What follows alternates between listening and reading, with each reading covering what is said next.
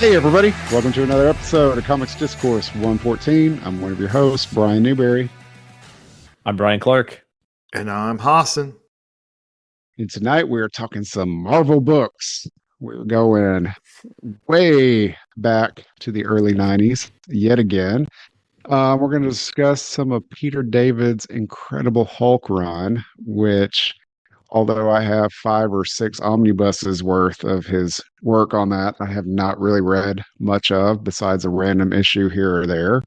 So that was exciting to dip my toe into that.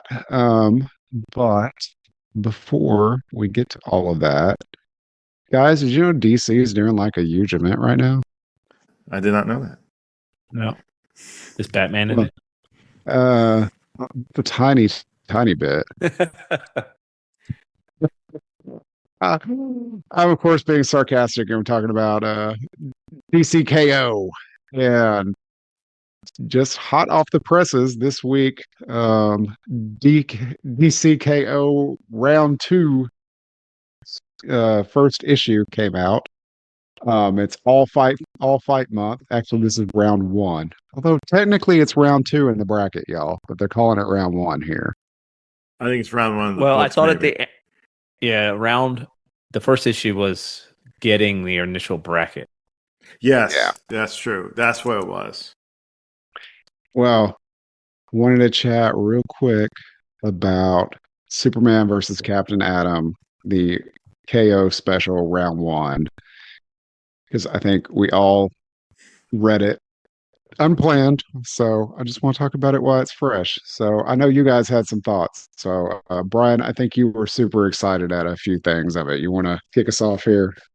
Yeah, I mean, it's like the premise is Dragon Ball tournament style, aka Mortal Kombat, and just like modern fighting games, you can pick skins, and they get an option to pick skins in this, which is crazy. It makes no sense that they would do that. It really doesn't. I don't even know who the referee is, the person explaining the rules. Yeah, but it's Isn't it part of Apocalypse? Yeah, or something like that. Yeah, it's you see super absurd. They get to pick skins though, seeing I kind of wish you got more of a glimpse of the skins, but you see blue Superman back there and stuff like that, and it's so wild. They were like, "Let me pick," and it's so you were focused more on the Superman. I was looking at all the Captain Atom skins because I thought his were cool too, but I recognized the Superman ones much more. I recognize they had the Wildstorm Armageddon version, which is actually a classic Captain Atom suit. They had his original. I'm surprised, honestly, they didn't have a Captain or a Dr. Manhattan back there just for shits and giggles. Mm-hmm. Yeah, I was surprised about that too. That would be funny if he would have picked it. Yeah, and then of course they had the Monarch outfit that he was supposed to be the Monarch and not Hawk from, which is fantastic. Armageddon 2000. That was the best part of the book where he picked the Monarch. I thought that was awesome. Superman picks Superman Prime from the 853rd century from DC 1 million. Yes. Powerful Superman ever. Yeah, but man, it's not that fun to look at. He had much better choices. Yeah, because you could see several of them in the background there. All right, Hassan, I know you love this book. I'm gonna be a slight downer because I think that's kind of my reputation a little bit at times. Really? One thing I kind of wish Captain Atom won. Superman's going to win going in. I wish they would have thrown us a curveball. I think, they already threw a curveball with Batman not being in the tournament. I think Superman has to go up further because he's the main, the hero of the story. So to your point, it was obvious in that respect. But the writer is Joshua Williamson, who I think knows how to write Superman. And the art, correct me how to pronounce it, Sean, is Izaakse. Yeah. Izaakse. I think okay. Yeah. I think that's right. Izaakse. Okay. But here's the thing, and I actually thinking about. I'm going to tell you guys. I was going to think about rereading Avengers versus the X-Men because this is so like they did something like that, but I think they made it very serious and well they try and but this one I feel like it's working because it's so outrageous, the concept, and you're not supposed to take it so serious, which is that's why it's fun. I thought Captain Atom was a perfect ass. He's always an ass, right? And he just thought Superman's not the right person to do this. So I did but like he had a point, because that's the whole point of the fight. They were told to go all out, no holds barred. You cannot pull your punches against your friends. You got to be ruthless. And he was doing what he was supposed to. Yeah. And then Superman's moralizing to him the entire time. They trick you because he wins round 1. Yeah. I was like, oh shit, he won. And I was like, as he should. Kryptonite fist in one hand and red sun in the other. Well, we got several rounds this month, 8 in all. Y'all want to play some speculation on who's going to win each one? Well, yeah, let me go with the easy one. Come on, Cyborg No, I got to go down.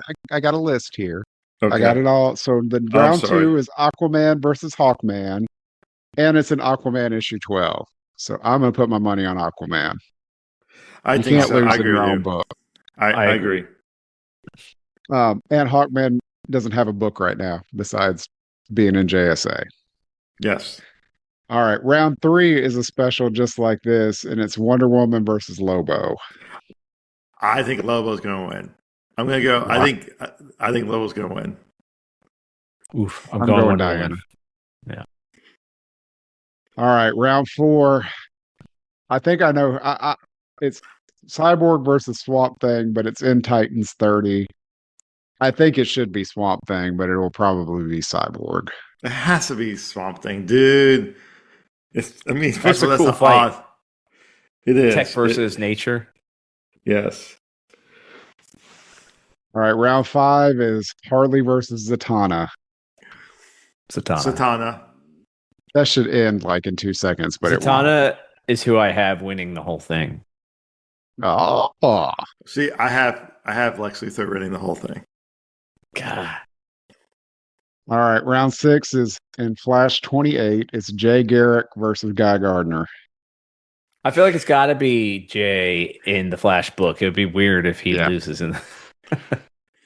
I agree. I think it's Jay. 7 is in Superman 33, and it's Lex versus the Demon. I already told you who I think is. Why is that in Superman? Oh, I guess Lex. I guess he. Lex, yeah. It's definitely all right. Lex. This is one that they have been quietly hyping in the background. It's round 8. It's its own special, and it's Red Hood versus the Joker. Now, this was going to be the most interesting one. I don't know who to say. This was a tough one. I think the Joker is going to win again. I think Red Hood is going to get some good licks in, and it's going to look like he's winning, and Joker's just going to still beat him somehow. Yeah, I will go Red Hood. Although, I'm thinking a little bit that way though too, because there's no back character in this. He could kind of be the replacement. Although there is knife fight on the side. Yes, but well, these are fun. They're over the top. We'll see how they go over the next couple weeks. Yeah, should be fun. All right. Well, any other books y'all want to talk about before we get to the Hulk? I will take that as a no. Well, one thing since you talk about DCKO, and I don't want to spoil too much, but there's a piece of dialogue in Superman 32. Again, it's Lex Luthor story with Superman, but also Super Prime and Superwoman's back, and it explains how the Legion of Doom was able to get inside the tournament, which is fantastic. Luthor is Luthor, of course, but the best quote is when Lois got her powers back. She goes, for how long? And Superboy Prime, he's been breaking the fourth wall. I love this quote. Yep. Probably not long enough, Lois. We're in the middle of an event, which means the rules of time and continuity are a bit tricky. I love that line. Basically, he's telling the reader, hey, you know what? In an event, a lot of these things don't make sense, or the rules don't really apply. So I kind of like that line quite a bit. All right. Well, before we get to our main Hulk topic discussion, let's talk about the current Hulk. So this is one of the Marvel books that's out there that I'm actually enjoying right now. So Phillip Kennedy Johnson finished the first part of his run a month or so back. I think Hassan did a video about it even when it wrapped up. Well, now we have gotten the next part. And side note, Phillip signed an exclusive with Marvel, so interested to see what he's got hooked up with them besides Hulk, because he's mentioned some other projects he's got going. But this new book's called The Infernal Hulk, and issue 1 just came out a week or so back, and y'all, I was enjoying his Incredible Hulk, but this wraps it up even higher on the horror. Hulk and Banner are split. The Hulk body has been possessed, and this Hulk is fucking nasty. He is. Like some of the pages here, I like, what is it, page 10? Hulk is facing down a whole army, and you know how he claps all the time and sends people flying? He claps so hard he blows a soldier's head off. That's crazy. It's crazy. I saw that and I was like, damn. Yeah. I was like, God damn, y'all. Marvel's goes over the top on the blood lately sometimes, as we've discussed. And this one was just, you don't expect that in Hulk. And a couple other things, like he's getting shot all over his body, and you just see the bullets create waves on him, and body doesn't care. The Hulk does not care. He just literally jumps up and grabs a helicopter out of the sky and crashes it to the ground. He picks up soldiers in his hands, and it's like picking up a baby, and literally just squashes them. Like, the book is brutal. And then this version of Hulk has some sort of magic creepy powers and does stuff to the dead bodies. Because it's all tied to the mother of monsters and the eldest, and it's creepy as hell. He's creating an army of undead, basically. Pretty much. And Banner is really nowhere to be seen except for at a diner at the end, and doesn't say a word. Like, I'm wondering if Banner's even cares, because he's finally free of Hulk completely. I don't know. That's not gonna last. No. I really enjoy it. I think Nick Klein, the artist, this is the book for him. I enjoyed his art in the past, but his art on this book is amazing. The detail around the Hulk, the creatures, the humans after they turn into the undead, it's incredible. No pun intended. And it's infernal. It's infernal. And I thought this was a great first issue. I mean, we always make fun of Marvel, where they always go, oh, here's a new #1 with the same creative team. And you're like, okay, why did they do this? This makes sense. This is like, it's a good break. It was, the first run was 30 issues. And now this is the next chapter of Phillip Kennedy Johnson's telling. And I think it makes sense. And it fit with them creating a new volume for this run. Well, and issue 2 looks to be a crossover. I mean, not crossover, team up with Namor and Hulk fighting some Atlantean monsters. Although, this isn't the Hulk Namor knows. So, looking forward to this run, and I'm sure it will be a little bit of a slow burn with Banner in the background. All right, y'all. Question time. realizing we all have different levels of experience with the Hulk. Favorite Hulk runs.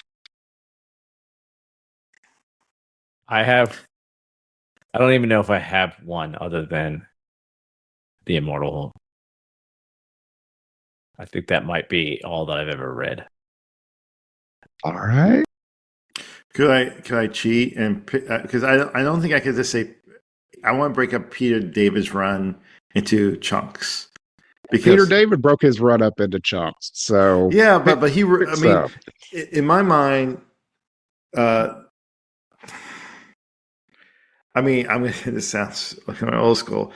With Peter David and Todd McFarlane together was like, oh my God, it was incredible. Again, I'm using the term incredible, but it was amazing what we were able to do together. And keep in mind that Todd McFarlane was drawing the Incredible Hulk at the same time he was drawing Spider-Man, by the way. It was just bizarre. He was doing 2 books. At one point, he was doing the Hulk and some stuff at DC, and then he left DC and did both the books. But that's definitely on my top list. I realized I read another one too. So. Oh, what was that? One of you will say it, and I will chime in. He's waiting for me to say Planet Hulk. It is Planet Hulk. Because if you said, because I was like looking at you, I was like, I'm almost positive you read Planet Hulk. Yeah. I forgot about I agree with that. That's a great one too. That's incredible. People still talk about that as that's probably the highlight of the Hulk during that the aughts. Well, and then the book became Incredible Hercules, and it was a fun book too. It was fun, but it wasn't the same. It wasn't the same. But yeah, I'd say either Immortal or Planet Hulk. That's where I would go. Again, I have the 5 or 6 omnibuses of Peter David's Hulk run because I've heard they're so good that I wanted to pick them up so I could eventually read them. I've planned on it for years. I personally love almost every Peter David comic I have read. So Hassan was like, let's read some Peter David Hulk. So we're like, sure, let's do it. So Hassan, have you read the entire run or just bits and pieces? Well, I would say good chunks of it, but I didn't I kind of left it after issue 400. So my real favorite Hulk one is actually my chunk of Peter David stories is what we're going to discuss now with Dale Keown.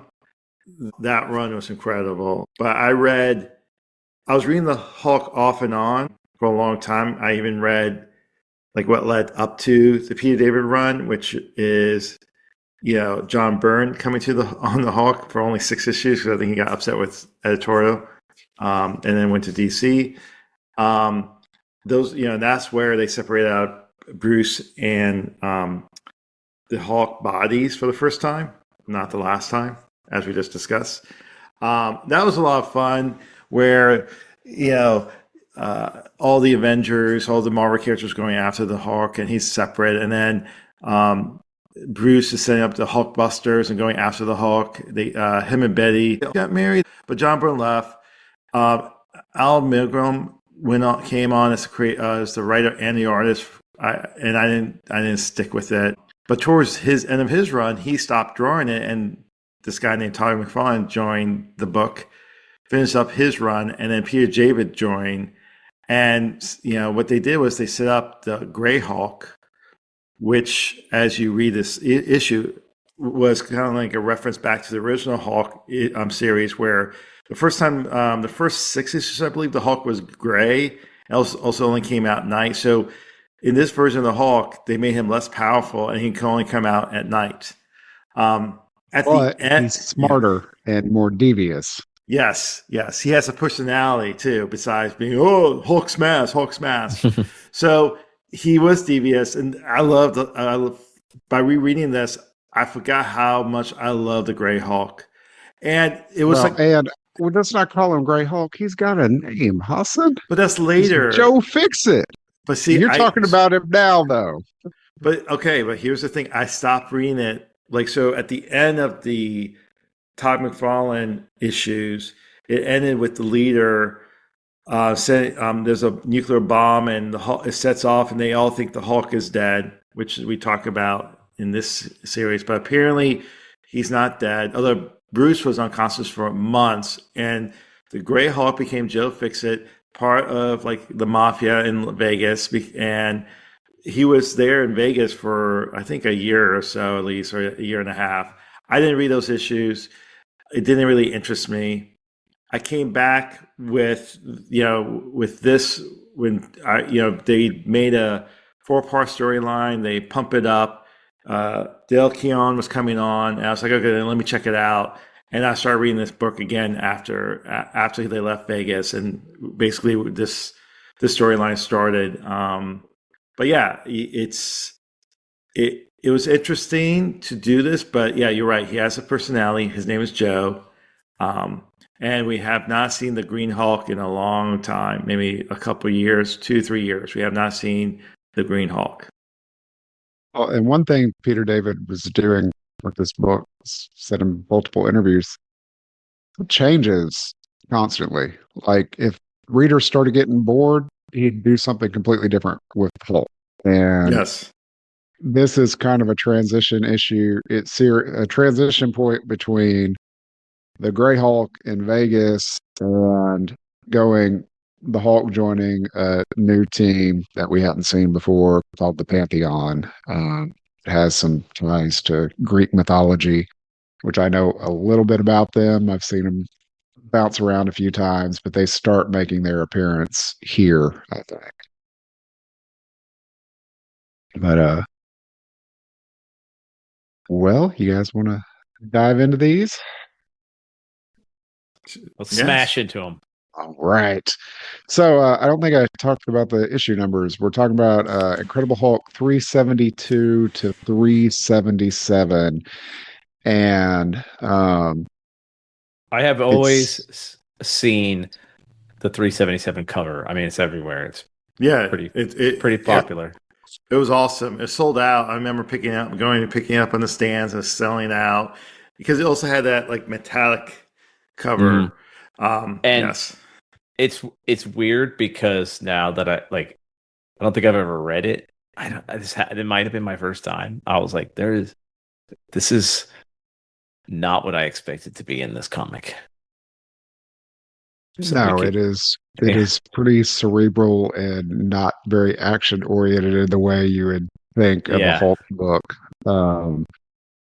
Peter David really did play around with the multiple personalities of Hulk. And Brian, you said you love Immortal Hulk, and we see some seeds of that in here, even in a couple issues. And I did think it's funny, especially back then, all the 25, 50, 75, and 100 issues were always like special big events. And this one was not. I kind of expected it to be like a double-sized special issue, and 375 wasn't at all. But the beginning of this just starts out with Bruce trying to go find Betty. Betty thinks he's dead. She's cloistered herself away in a convent. And he's going to find her, but there's this mysterious, weird rocket ship that's trying to find rocket car, not ship. Yeah. Driving across the country is weird. I was like, what is this? And dude apparently does not know what a brake is, just the gas. And we don't actually see who's driving it, but he causes multiple accidents and shit and almost kills a priest. But Betty seems to be joining the church, and Bruce is trying to track her down and ends up at her church and does a really shitty thing and goes to hide in the confessional. And who comes to do a confession but the woman he's looking for?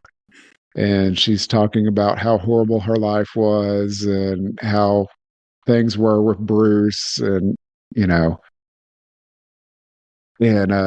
it tears him up, and he thinks she's happier without him, so he sneaks out before she knows. Spoiler, she is. Yeah, well, her life would have been better. Yeah, if she stayed the hell away.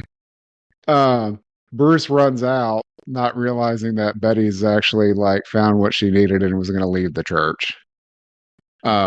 and it's just a whole lot of angst. It's like a misunderstanding. It's a Three's Company episode. It's a misunderstanding. Pretty much. But Bruce ends up trying to catch her at the train station, and that rocket car shoots a hefty bag at him and tries to capture him, and drags him. Like, y'all, this would kill somebody. Like, one, he would suffocate, and two, dragging him down the road would just like kill him. It's comics. It's comics. But what you miss is the foreshadowing of him tearing the back of his shirt a little bit. Remember? Yeah. Like when he was trying to sneak into the church. So his shirt is a little torn in the back. And and you see something in the back of his skin. He talks about a scar. Yeah. He's like, giant scar down his back. He's like, somebody told me I've got a scar. I was like, somebody had to tell you you had that big of a scar? Yeah, it's from the base of his neck down to his ass crack. Don't look good. It's not little. Y'all, I did not expect this from this book. Like, I expect this now from the current Hulk book. Okay, so Hassan said we have not seen Green Hulk in a while. Well, we see Green Hulk. And it is one of the most brutal transformations outside of, Infernal and Immortal that I have seen. Literally, that scar rips open and Green Hulk is peeling out of it in a Banner flesh suit, and blood and hair is just littered on the ground. And Hulk is standing up in the middle of it. I was like, what the fuck? This was the early 90s. I did not expect this. This was fantastic. And by the way, I know we don't generally talk about the name of issues, but the name of the story is called He's Back. I love that. I mean, this was intense. We haven't seen them together. We haven't seen this Incredible Hulk, this version, in a while. And the cover is fantastic, too, because it sees the Hulk bursting from the cover, splitting the gray and the Bruce apart. And then right after we see Bruce turn into shreds, the next panel is just maniacal Hulk. And you're like, okay. This is cool to read. Pissed. Yeah. The Green Hulk is back. He is pissed that this rocket car is keeping him from Betty and keeping him from what's his. And he just has a knockdown drag out with it. You would think, he's going to beat a rocket car easy. Well, he kind of does, but it's a little maneuverable. And we do see a scene with Bruce, a floating head of Bruce and a floating head of Joe Fixit around Green Hulk, just trying to take control a little bit and add running commentary. So we really are playing up the three banners at this point, if you will. Mm-hmm. But Hulk calms down right after the train has left because he's a couple blocks away and the train station had no idea there was a massive Hulk fight going, like 100 yards away. The train departs and he's just laying on the tracks crying because he doesn't know where Betty's going, but for some reason she jumped off the train and is running down the tracks to see him. She just had a feeling, and they are back together. I like this ending. What do you guys think of the art? The art is phenomenal. Yeah, I've always loved Dale Keown. Like his early stuff, he's a little more like John Byrne a bit, right? In some of his faces, but I think the art is incredible. Yeah, he's awesome. Obviously, I know him from Pitt, but he's just good at drawing huge characters. Like I love when you can see that a artist that's their thing. Like Kyle Hotz. That's another great artist. Yeah, he excels at the horror giant characters too. So I'm going to go on a slight tangent, but Peter David, excellent writer. A lot of great runs. X Factor is one of them. Young Justice, Supergirl. This Boy, Spy Boy, Captain Marvel. We can keep going. We could keep going, but he also got great artists with him on his Incredible Hulk run. I mean, obviously we mentioned Todd McFarlane. He's legendary. You got Dale Keown. You got young Gary Frank did a run. Leon Sharp did a run with him. I want to say Andy Kubert also did some issues of the Hulk towards the end. I think it was Andy. So, I mean, he has a lot of great artists that did work on the Hulk back in the day. But anyway. So, we're going to jump to the next issue. The next issue is kind of the two Hulks.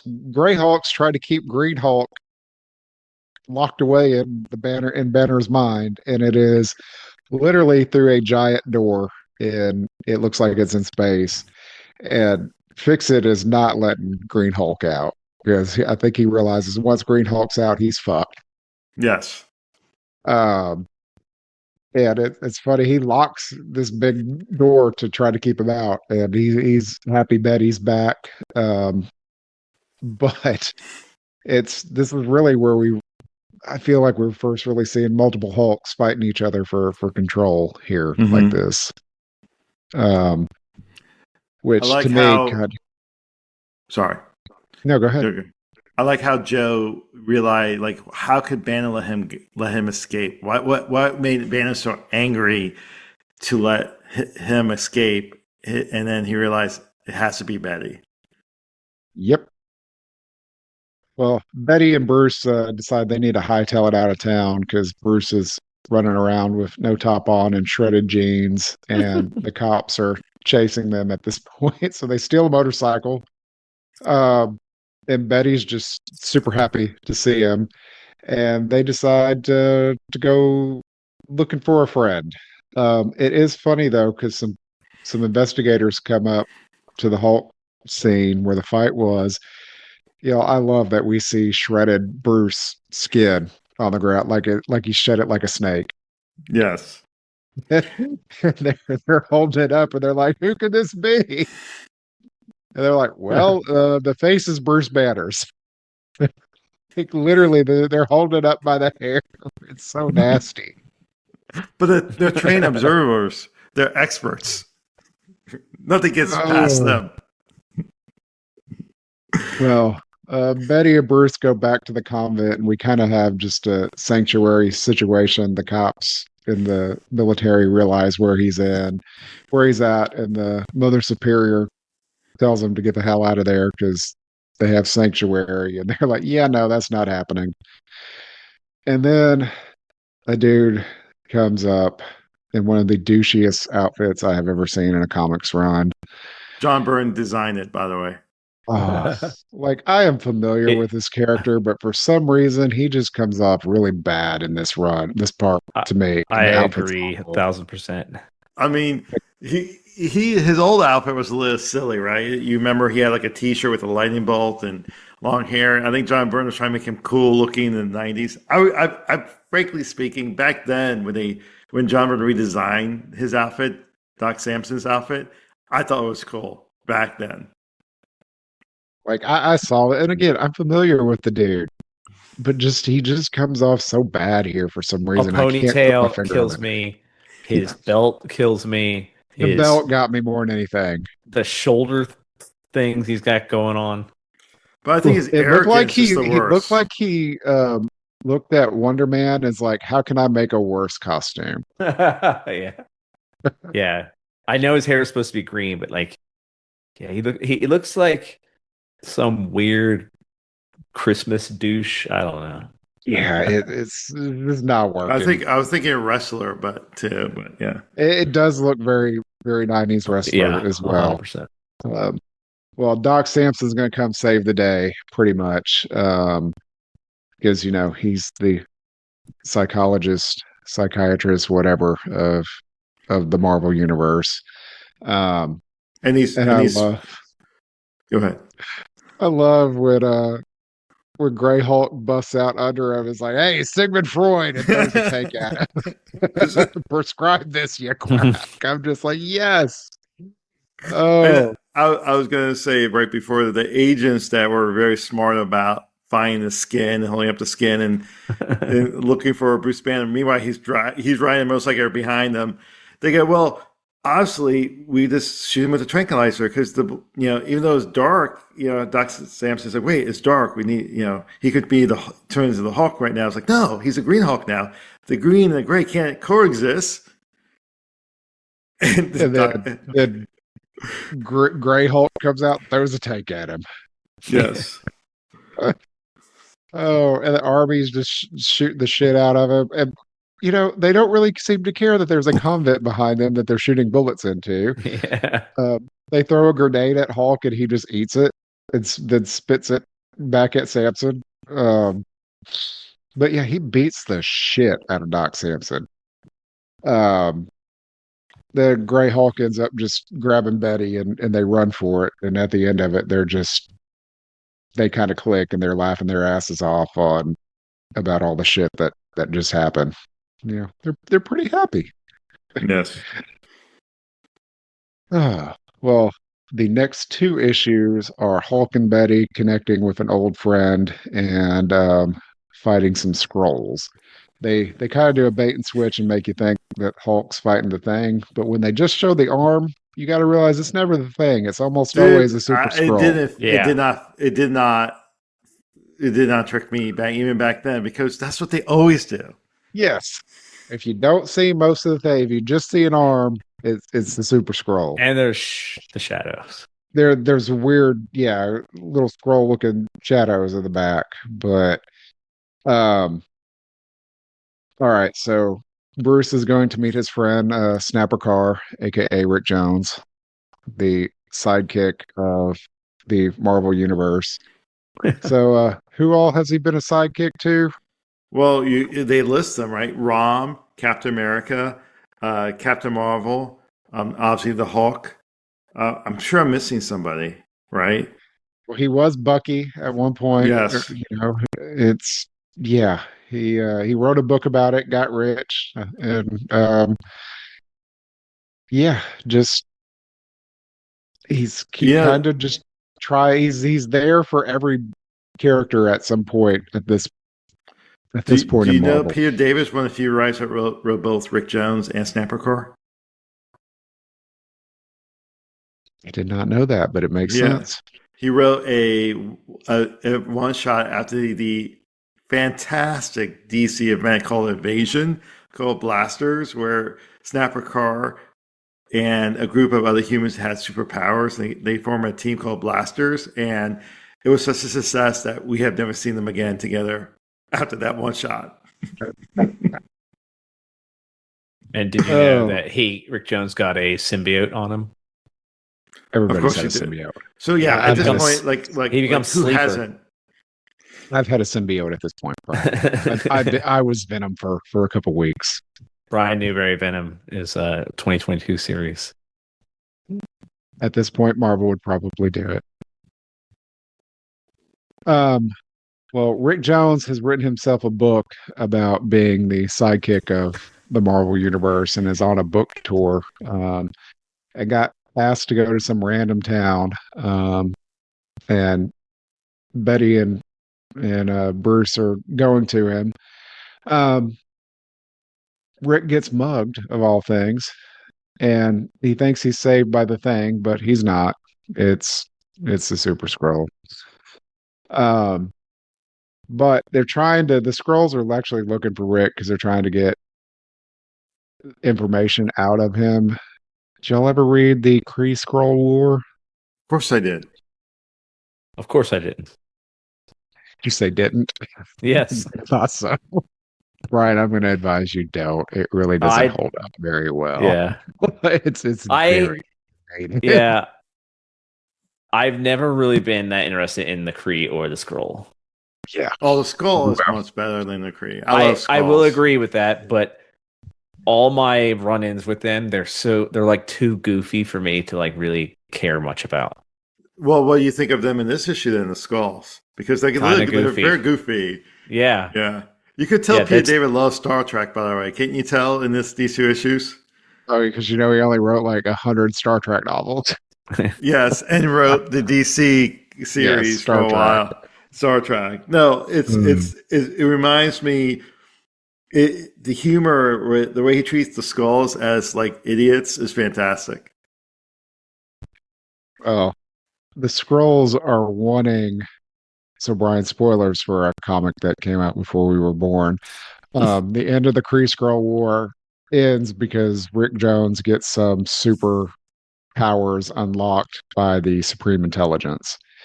And they're all about evolution and stuff, and he becomes like some ultimate thing. And the Skrulls want to do that and figure out how he did that, but they don't realize Rick doesn't have those powers and can't do that. It's the Supreme Intelligence that did it. So they're torturing Rick, trying to get all this out of him. And the point about him being all the sidekicks and shit is because they're trying to trick him into talking to him and manipulate his mind by pretending they're Hulk and Rom and Captain Marvel and Captain America. And at one point they come in dressed as Bucky. Um, but Rick and Betty are in this town looking for him and can't find him. But some little girl acts like she knows something. The police aren't helping. They're like, "Oh, some dude disappeared. He's an adult. You're fine." Well, the little girl that's trying to help Bruce and Betty is actually the Super-Skrull and is trying to get him to go away. Super-Skrull knocks out Bruce. In the background, Rick has knocked out one of the Skrulls that's playing Bucky. Did y'all notice he changes clothes, but the Skrulls just when they shift are wearing or like, the clothes change with their bodies. So try not to think about that too much. It's comics, dude. It's comics. I know. But Rick is sneaking through and gets to the Skrulls. So, wait, are you trying to say that Rick is wearing the skin now? I don't know what Rick is wearing, but that Skrull was not wearing that outfit for real. And he's beat the fuck up, and the other Skrulls are like, "Why's your face all black and blue? Why are you still wearing that outfit?" He's like, "It's stuck." I was like, "You guys are dumb, so dumb." Oh, but the Skrulls are watching the Super-Skrull fight with Betty and Bruce. But internally, within Bruce's head, the two Hulks are fighting. Gray Hulk's trying to keep Green Hulk bottled up. But the dialogue between the two of them is hilarious. The Gray Hulk is really smart, and the Green Hulk is so stupid. It's just the dialogue that it's just hilarious though. Gray Hulk is definitely punching down, to say the least. I like it when he tells him Gray Hulk tells Green Hulk to go fuck himself or flex himself. Yeah. Oh. and then he goes. Then Joe Fixer goes, "Put an egg in your shoe and beat it, will you?" and then the Green Hulk goes, "Hulk doesn't wear stupid shoes." I'm like, dude, doesn't get it. But so yeah. Banner's trying to release the Green Hulk, and the Gray Hulk is not having it. Nope. Gray Hulk ends up manipulating Banner to let him out during the day, because Betty's about to die. So Gray Hulk comes out and starts beating the shit out of Super-Skrull, and apparently Super-Skrull kind of has a Ultra Boy power set where he can only use one at a time, and that's how Hulk ultimately defeats him. He's invisible, and he's using super strength at one point to fight Hulk, and Hulk just stabs him because he's like, "You're not stretchy right now." So he kind of gets him by doing that. This entire time Rick's just fighting his way through the little spaceship from the Skrulls and launches it. Hulk and Betty jump off and it makes the spaceship explode, but hey, he's got a parachute in his pocket because who doesn't have a parachute in their pocket? That's just the life of Rick Jones. He's Rick Jones, dude. Oh, and then one of my favorite characters that I kind of forget about makes an appearance. Marlo, Rick's girlfriend, future wife, and also Joe Fixit's ex-girlfriend. When I figured that out, I was like, what? What, that she was Joe's At ex-girlfriend? first, yeah, when they were like, hey, they're like Marlo, I was like, I don't know who the fuck Marlo is. I was like, I'm sure I'll figure it out. And then I did, and I was like, he thought it was Mary Jane. I did. He does look like Mary Jane. Now, Yeah. Brian, did you know that Marlo and Moondragon, they get that's more together? fun. But that's weird. Yep. That Captain Marvel series that Peter David did, or multiple series, because he was fighting with the editorial at Marvel who kept wanting to cancel the book. But that Captain Marvel series he did is excellent. And Marlo is in it, Moondragon, Phyla-Vell, all of it. Love that series. But that's when Rick gets connected to Genis-Vell after Avengers Forever. All right. We're on 276, and this one's called Personality Conflict. And the three of them are headed to Reno to Rick's house. Marlo is actually waiting for them, and they don't know. And this is so creepy. Bruce starts changing in the back of this truck to Joe Fixit, but just part of his body. He's doing a Super-Skrull where just like his hands are changed. Yeah, he's going through a mental breakdown this issue throughout this issue. Yeah, all of his Hulks are fighting against each other and him. I love at one point in the Mindscape, Gray Hulk goes through the door to fight Green Hulk, and Bruce locks both their asses in there, so he's in control. And he has this like when he wakes up in control, he has this like evil grin in his face, like a evil, crazy grin that just says he got rid of them. Actually, if this was white, you think he's the Joker the way is drawn, because he's laughing. He say he got rid of both of them. Yeah, he kind of thinks he's cured. He's locked up both Hulks in the Mindscape. Yeah. They can't get out. Spoilers, that's not the case. Yes. We do get interstitials throughout these issues of that mysterious organization that the dude in the rocket car was with. Spoilers, it's a Pantheon. We don't get too much of them in here, but it's just a group that's wanting Bruce to join them because they're trying to save the world. There is a lot more to them than that, but for what this is, that's all we need to know. But they're hanging out at Rick's joint, and Marlo comes in, and it's like, oh shit.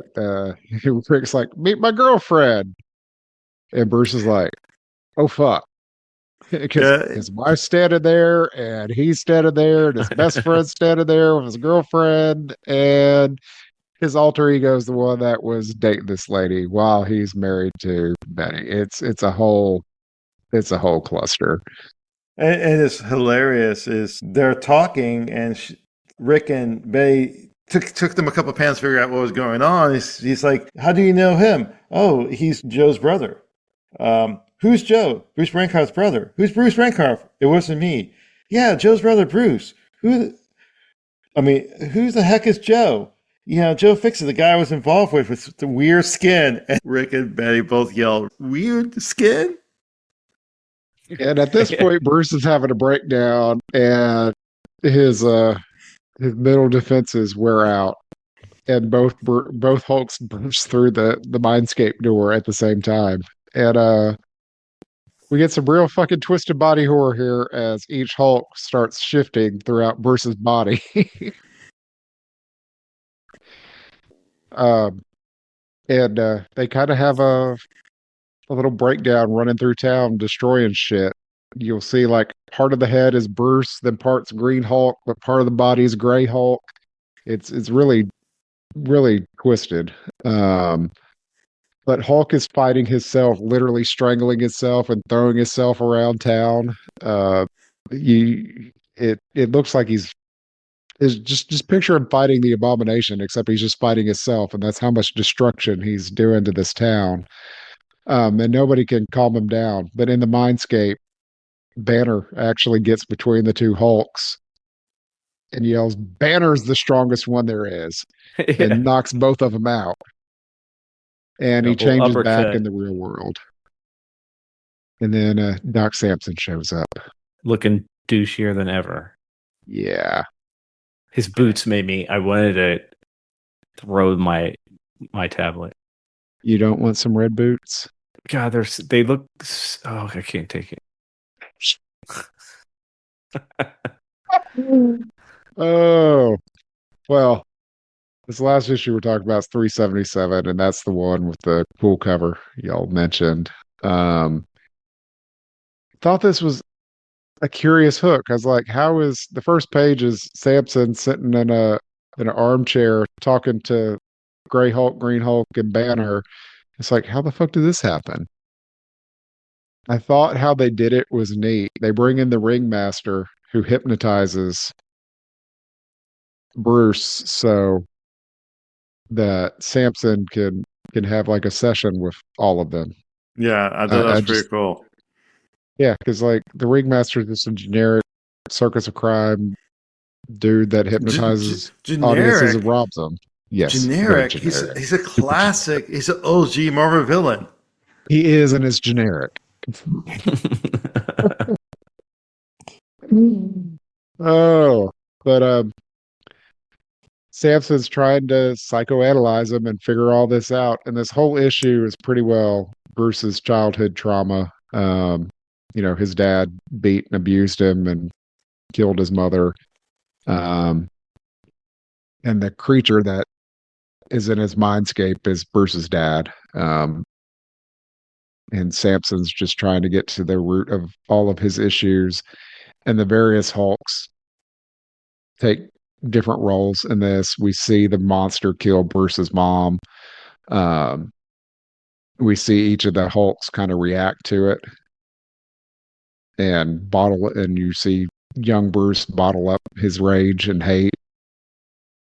And that's kind of what the repression's what causes Hulk.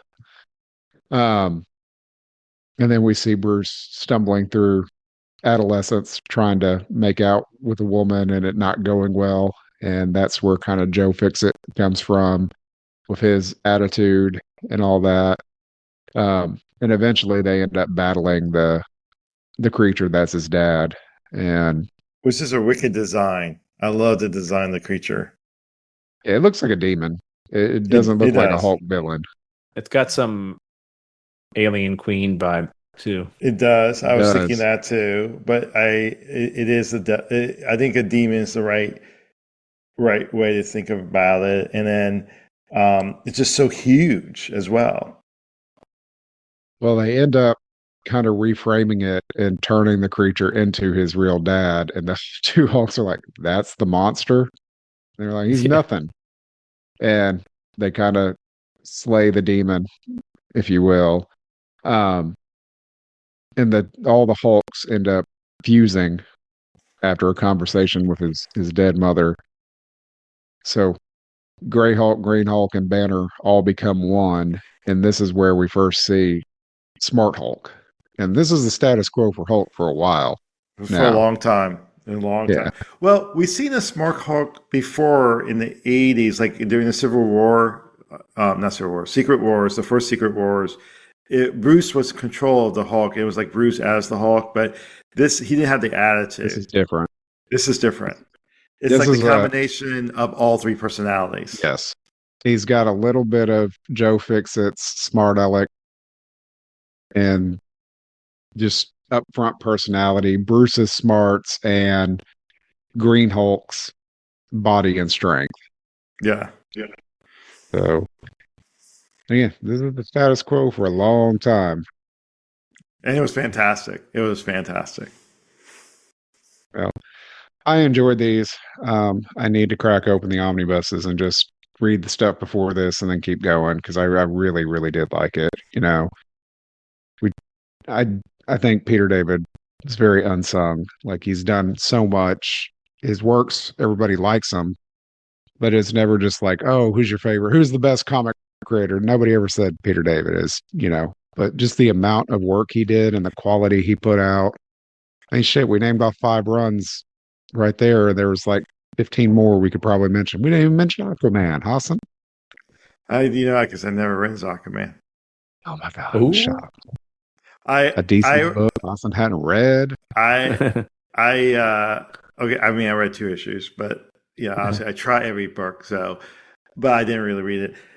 I would say also though on this, like, I think he is still the ultimate Hulk writer. Like, no offense to all the other writers that came after him, I still think he's the best Hulk writer ever. I think he has it's like the Chris Claremont X-Men. Like, they could be, great writers after Claremont, but Claremont left a huge mark on the X-Men. No shit. I mean, that's why we have like 1,000 X-Men books. Hopefully one day. Almost all the good runs since have played with seeds that Peter David put out there. A lot of it's the mental health issues that Bruce has and the twists on it that he did. Although Bill Mantlo was the one that introduced the concept that he was an abused child. Yeah. He also had a long run on the Hulk before Peter David. But I still think Peter David's run on the Hulk was just legendary, and again with great artists. And I was reading this when it was coming out, and it was probably, obviously, the X-Men was super popular and Spider-Man. This is when Marvel was hitting it. We talked about the X-Men books already. The Ghost Rider was hot. You got the Punisher. You got Spider-Man, and you got this title. I mean, it was just, these were all the hot titles that people were reading when back in around 1991 this came out, I believe. Off the top of my head, I can think of 16 omnibuses I have that are this character or team by Peter David. I think that he might be the single-handed, just Claremont might be up there, but they do the collections. X Factor by Peter David. I got 4 of those. Mm-hmm. Just expand that out. I have 16 that are this by Peter David. He's very prolific. His X Factor runs really good too. I love his X Factor, Young Justice, Aquaman. I love Fallen Angel. His creator-owned book that he did that was a spinoff that was kind of when he got pissed at DC about Super-Skrull and kept that going. But yeah, I love his work. But yeah, I'm definitely going to Spider-Man 2099. Yeah, your favorite, Brian. The best book you've read this year. They can't all be bangers, Brian. People love that book, but those people haven't read it. So, all right. Well, Brian, how did you feel about your first Peter David Hulk? Yeah, it was awesome. It's funny because I was like, I want to read more of this. The next issue is not connected to it at all. It's a fill-in. Yeah, no, but I read the one after that. I did too. Directly picks up. I did that. Pen. I read it too. I read the one after that, and you see his attitude, his smartness. Like it's a different type of Hulk because he thinks through the fights and he anticipates what will happen. Oh, Green Hulk has more. This Hulk is more intelligent but wants to party, so he takes Samson and the Ringmaster out for drinks and is making Samson pay for them. And shenanigans ensue. But you do get to see the personality for the first time and how different it is that each one of them, but it also kind of feels the same. But yeah, it was a fun issue. And that's where the Pantheon really starts coming in. So anyway, well, folks, I hope you enjoyed this one. I had fun with it. Next week, I'm so excited. Y'all have no idea how excited I am about next week's show. We have finally gotten in our Justice League run to Justice League Europe. So we're going to be covering the first 6 issues, some of my all-time favorite comics. And we're going to have a special guest join us for that. But I'm super excited. Head Cord. But part of me wants to be like, I don't even need to read these, but no, I'm going to read them because I love them. Try to do it anyway. Part of me was like, I'm slightly tempted to, but then I might show my ass and fuck it up completely. And plus, I don't need much of an excuse to reread these issues. Yeah, so. that's fair. All right. Well, anything else y'all want to add? Nope, that was fun. I mean, please follow us on all the social medias and also including YouTube. We're on YouTube now and TikTok. If you like this episode or want to leave a comment, just respond to us on the social medias or even send us an email at comicsdiscourse114@gmail.com. And please leave a 5-star review where you listen to your podcast. All right, folks. Well, thanks for joining us, and we'll talk to you soon. See ya.